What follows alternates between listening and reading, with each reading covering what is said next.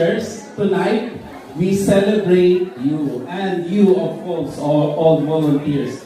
Not just for what you do, but for who you are in Christ Jesus. During serving week, you pour out your hearts into shaping the next generation with love, truth, and faith.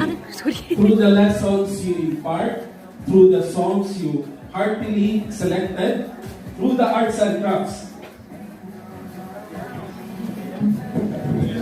Through the arts and crafts you plan out diligently. Through the games you brainstorm and through the stories you share, you're planting seeds of hope. Hope, faith, and love that will grow for a lifetime. Okay?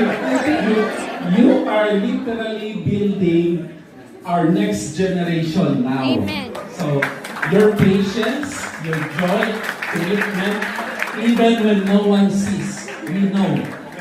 You do not go unnoticed. Huh? You are more than volunteers, you are special mentors, role models, and life shapers in God's kingdom. Thank you for showing up with passion, enthusiasm, and gladness. Thank you for loving each child with Christ's love.